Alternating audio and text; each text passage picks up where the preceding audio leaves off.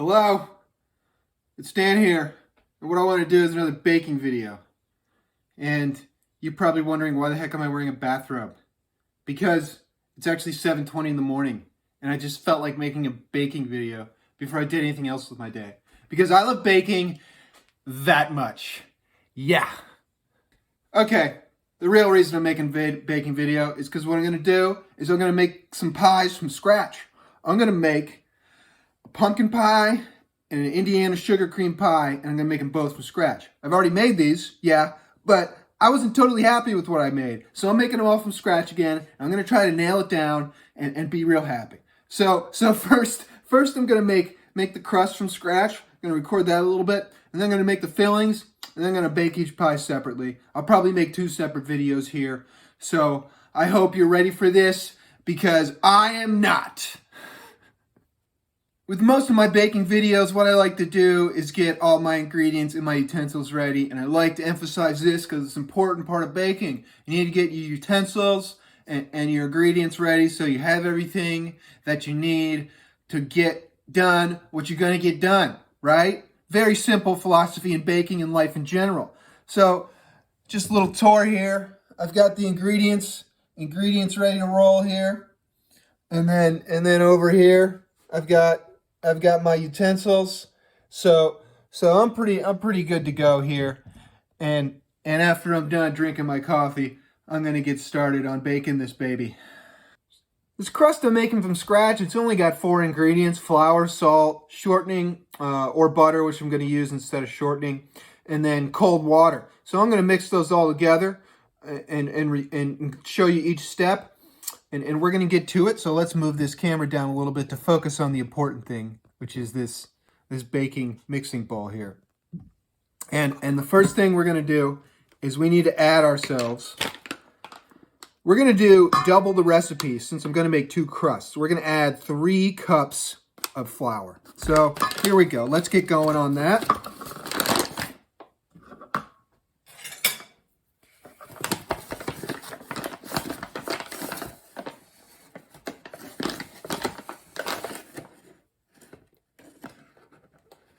And what I'm doing here is I'm using this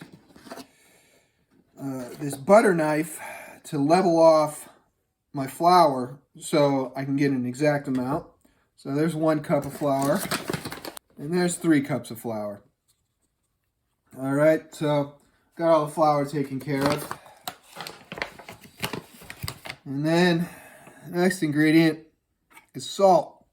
And the recipe calls for a ½ teaspoon of salt, but since I'm doubling the recipe, I'm going to do a full teaspoon of salt here, if I can actually open this salt container.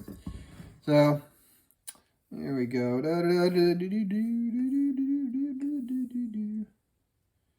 All right. Now, unless I use like a separate container to level this off, which actually, you know what, let's just do that. I've got this plate here. Let's level off this salt. Let's get a right amount of salt. So, oh, there we go. We're just going to level our salt off here. 1 teaspoon. Typically, I don't know, I'm usually not this accurate with my small ingredients using these measuring spoons, but oh, I feel like being extra special today. So there we go. There's our teaspoon of salt. Now we need to sift it all together. Sift our dry ingredients together.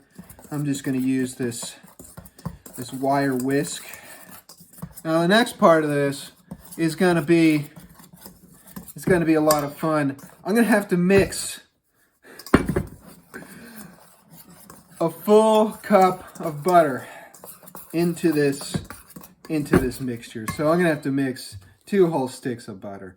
And that's going to be an adventure in itself, because that's a lot of butter to mix in, especially because I don't really have any sort of like actual pastry blender. I did look for one at the grocery store, but I couldn't find a pastry blender at the grocery store, and it was kind of annoying.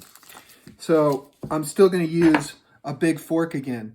And yeah, it's annoying, but that's all I got. Why don't these grocery stores carry pastry blenders? I don't know, maybe just people don't bake a lot anymore. So there's no need to carry pastry blenders. So once I can actually open this package of butter here, you know, because the packaging sticks to the stick of butter and I can't get it off, and it's pretty annoying. Okay, there we go. I think I got it. So I'm gonna cut up all this butter and mix it in. And I don't know how important it is for me to have to sit here and show you all that. I mean, we could do like the whole slow cooking thing and just show me for the next half hour trying to mix this butter into the flour and salt mixture to make my pie crust. We could do that for the next half hour. I'm sure you'd really enjoy that. But you know what we're going to do? As you can see what I'm doing here, I'm mixing it in, cutting the butter into smaller pieces. We're just gonna skip that, and I'll catch up with you later. All right? Okay. Welcome back. I'm at the point where I'm finishing up mixing the butter into the flour salt mixture, and I made an incredible discovery. And this is an incredible discovery for me. It's easier for me to mix in the butter if I cut the butter into smaller pieces. So I cut it into like tablespoons, and then I cut it in like half, and it's been a heck of a lot easier to mix in this butter. And this is the kind of stuff you got to do when you don't feel like running all over town or just ordering a pastry blender off Amazon. You got to get creative. And so for everyone out there who feels like they don't have the tools to bake, they don't have the money, you can do it. You just got to get creative with all your utensils.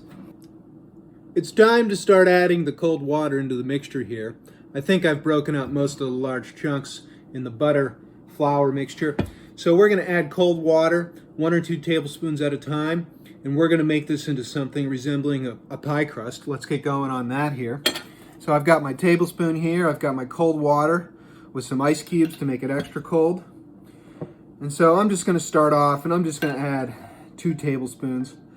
For the single crust recipe, it calls for 4 to 5 tablespoons. But because I'm making the double crust recipe, I'm actually going to add 8 to 10 tablespoons. When I'm mixing this up, what it calls for is it's the mixture is going to get flaky at first, and then as we get to something more resembling pie crust, the mixture apparently is going to get quite more like into pellet-sized or pea-sized balls. And when we're at that point, when we've sort of reached what one might call, I don't know, critical mass. Did I misuse that term? I probably misused that term. But something that feels and looks more like pie crust, we're going to mold it into a ball with our hands. So it's something that we can flatten out and turn into a nice pie crust. So I've got a full 10 tablespoons of water in there. And I've been finding in these crusts I'm making that the full recommended amount is what works for me. So I'm going to mix this up. And after, I don't know, maybe do another tablespoon. I think what I need to do is mix it up with my hands and see how it all forms together. And then after that, we'll see if we need to add more water in there. Oh yeah, I don't think we need more water. I'm happy with this is really forming together. So we're going to take it off get everything we can off this mixing fork. And in case you're wondering, I've been washing my hands constantly throughout this whole process, not on camera. But now we're going to form it into a ball here. And, oh yeah, can you see that? I don't know. Maybe if I got a better camera stand, you can see it. All right, this thing really formed up into a ball nice and quick once I started manipulating it with my hands. I'm happy with that. We don't need to add more water. So what I'm going to do is we're going to form this more into a ball. And theoretically, there should be enough ingredients in here for for 2 pie crusts. So what I'm going to do, I'm going to make this into a nice ball. Get any straggling ingredients left in the bowl. I want all the pie crust I can handle. All right. So, okay, that's probably good. So we're gonna get to flatten out this pie crust and then making the pie filling and all that jazz. So the first thing I want to state though is that this pie crust here is actually 2 pie crusts. I doubled the recipe because I'm gonna make 2 pies. First one's gonna be pumpkin pie. So I gotta cut this thing in half and then flatten out what's left over. So I'm gonna do my best job to approximate what is half. So let's see here. Let's get this big knife. I tried to make this thing into like a square sort of dealio here. So we're cutting in this here. Oh yeah, there we go. Just make a nice cut mark there on my countertop. So what do you think? Does this look like half to you? Does it? Yeah, me too. So we're gonna put that in there. Save this for later. Put it out of the way. And we're gonna start forming this thing here into a nice pie crust. Let's get that. And let's get out this water bottle / poor man's rolling pin. This is definitely a poor man's rolling pin. I don't have one of those fancy wooden rolling pins because I don't know. I just don't. Because I don't bake that much. So I don't have one. And they're big, they take up room. I don't have a lot of room in this apartment. So I've just got this. Maybe if I do buy a place, move into it, I'll get myself a real rolling pin.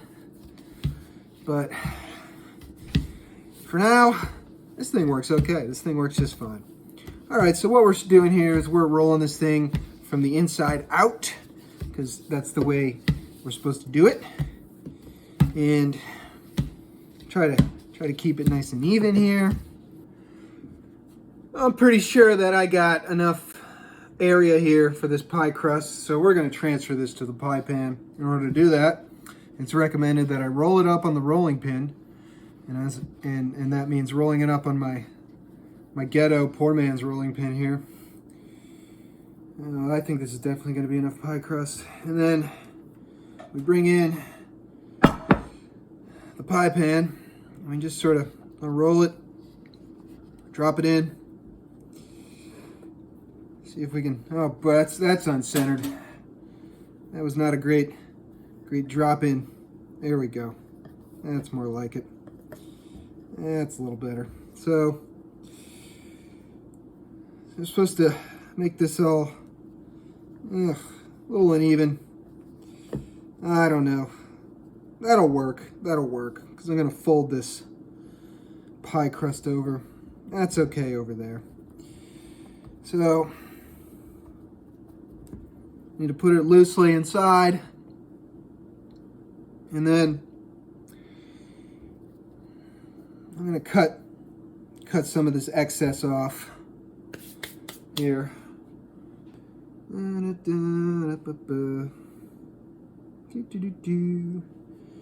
I wonder what people do that actually like know what they're doing. And if people watch those channels instead of this for baking. This really isn't a baking channel. It's more like an outdoor gear channel, backpacking, camping. That's sort of what my focus is. But I feel like baking pies and recording myself bake pies. All right, so I'm gonna fold this edge under. All right, so I folded that under. I'm gonna flatten it out here with this forky doodle. Forky doodle. How about that? Do the old flute here. Oh gosh. It's gonna be another ugly crust. I don't care. It's good enough for me. That's all that matters. If you make your pie, you're baking, and it's good enough for you, that's the important thing, you know? Because I'm out here, I'm making this for myself, and maybe I'll share a few pieces with friends and all that. Okay. I like that. Not super even, but makes me happy. That's going to make me happy. So here's my crust, and we're going to add add filling in. We're going to make pumpkin pie filling first. So that's going to be the next step. So the mixture for today's pumpkin pie is actually the Meijer pure pumpkin, and then I'm going to use the recipe on the back. But I'm going to have to modify it because the recipe on the back just says thoroughly blend all ingredients and pour into unbaked pie shell, which that's not great instructions. You need to mix the dry ingredients and the wet ingredients separately. And so I had to bring in the Libby's and read the recipe on the back, and basically that says mix the dry ingredients, and then you beat the egg alone, and then you add the dry ingredients into the egg, and then you stir in the pumpkin and the dry ingredients mixture into the bowl with the egg, and then you bring and stir in the milk. So I'm going to do that. I'm going to follow those instructions, but use the ingredients from the Meijer can. Yeah. You know, why can't all the pumpkin pie mixes get along? I guess that's what cooking's all about. So the ingredients on the Meijer can are for actually 2 pies, so I have to cut them in half. And the first thing it calls for on the dry ingredients is 1.5 cups of sugar. So I'm just going to use 3/4 cups of sugar. And luckily I have a 3/4 cup measuring cup. Oh great, I got chunks. And then next we're going to do 2 tablespoons of flour. So we're actually only going to do 1 tablespoon of flour. So we're going to cut that in half. We're going to get that. Okay. There is 1 tablespoon of flour. And then after that, we need to bring in 1/2 teaspoon of salt. Okay, here's the salt. Somebody needs to invent a better salt container so it's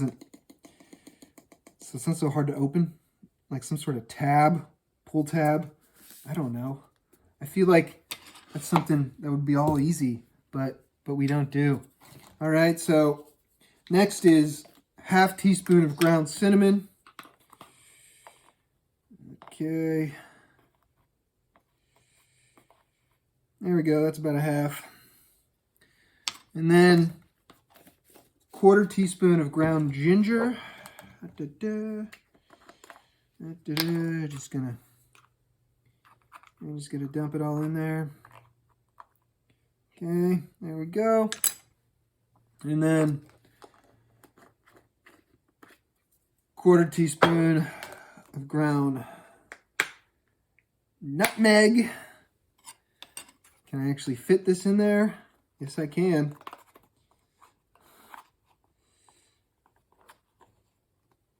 There we go. I think I was a little short on the nutmeg. Let's just do a little of that. Okay.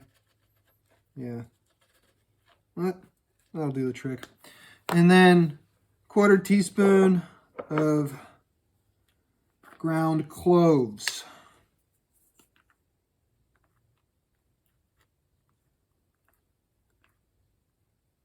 There we go. That looks good. I like that mix. The next step is to break open the egg. Here's our egg. Here's our one egg. It says slightly beaten, so let's just slightly beat it. There we go. That's a slightly beaten egg. And then we're going to mix in the pie mixture and the dry mixture at the same time. So a little bit of pie mixture, a little bit of dry mixture. There's some pie mixture, a little bit of that. And then a little bit of dry mixture, a little bit of that. That was like a lot. That was like a lot of dry mixture. But there we go. We'll mix this all in. I'm just going to use my fork. I feel like a mixing fork along with my blending fork and pastry blender and rolling pin. Those might be good investments. I don't know.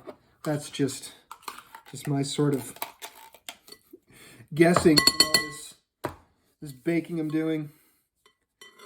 The mixture with the pumpkin pie and the egg and the dry ingredients. It's just how I'd like it. And now it's time to stir in the condensed milk. The Meijer can doesn't say stir in the condensed milk. That is something that I have taken from the Libby's traditional pumpkin pie recipe, and it's just kind of disappointing that the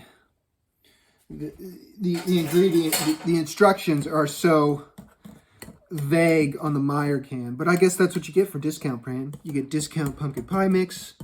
You get discount instructions. I would have bought the Libby's off the bat, but I went to the Meijer, and it was all sold out of pumpkin pie of the Libby's, and there was really just a few cans of the Meijer brand pumpkin pie mix left. So I got that. I wanted to make pumpkin pie. But, of course, I went to a different grocery store. I just went to the Kroger near me, and I ended up finding the Libby's. What's interesting about the Libby's, I'm gonna make another pumpkin pie video with the Libby's instructions, actually. And so what's interesting about the Libby's is the Libby's has 2 recipes on it. So I'm excited for that. So that means there might be even 2 pumpkin pies videos in the future. And the interesting thing about this Libby's pumpkin pie is it calls for 1 3/4 cup of carnation sweetened condensed milk. So instead of sugar, it is substituting condensed milk for sugar. So that will be interesting. Interesting twist. We'll see what that ends up being. The thing I like to do with my pumpkin pie is I like to just throw some vanilla extract in there to give it a little different flavor. So I'm just going to throw whatever's left in this bottle in there, which that was probably 1/4 teaspoon, 1/2 teaspoon. There we go. Got some vanilla extract in there. Why not? Why not do that? Okay. This is getting pretty liquidy here. So I'll skip ahead when I'm all done mixing this up.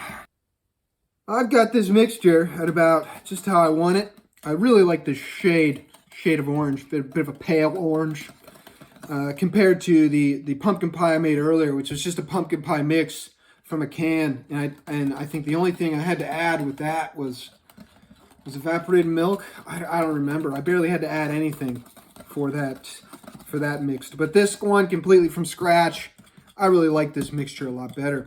So the only step left is to pour this baby into the pie crust and get the oven going. But first, before we do that, we're gonna have to. Oh yeah. I'm looking forward to this pumpkin pie. I'll tell you that. All right, so here's my pie crust. My ugly pie crust, uneven, probably not long enough over the lip. But if it fits all the filling, that's all I care about. So hopefully it fits all the filling. Okay. Yeah, there's enough room there. Okay. No, that was reality TV drama-esque there. So the recipe calls for this to be cooked for 20 minutes at 450 degrees. And then it calls to be cooked for another 40 minutes at 350 degrees. And then before you get it, you eat it, you got to let it cool for, a couple more hours. So we'll get this oven preheating.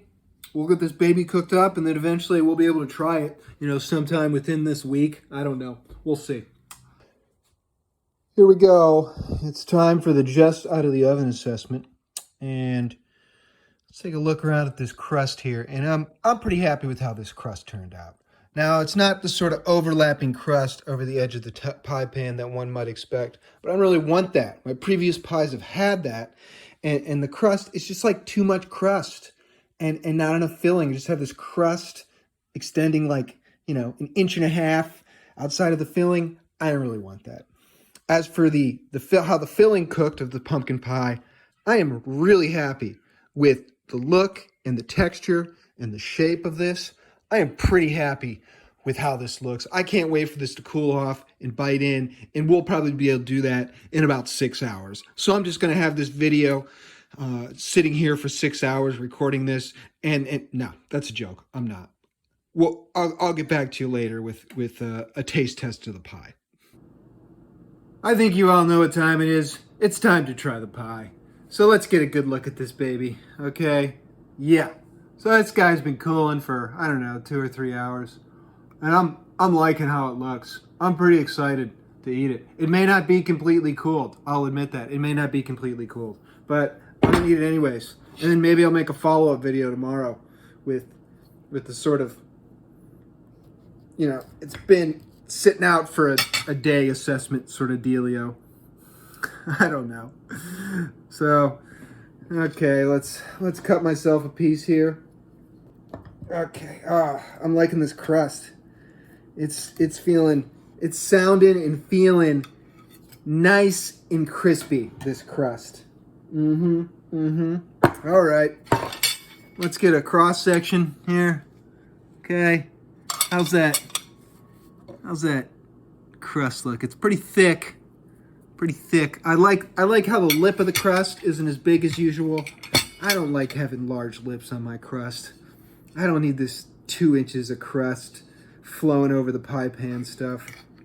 Okay, here we go. Oh boy. Okay, here we go. Let's see how it tastes.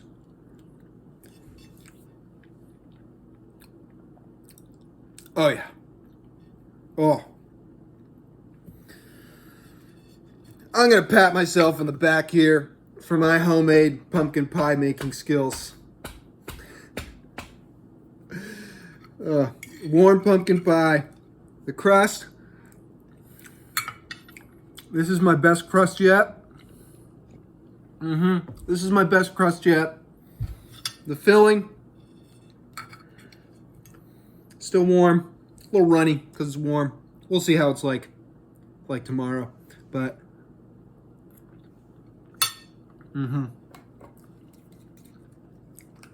that's what I'm talking about. All right, folks. Thanks for your patronage, sticking around to the end. This is Dan's attempt at pumpkin pie from scratch, and I've really enjoyed it. Thank you.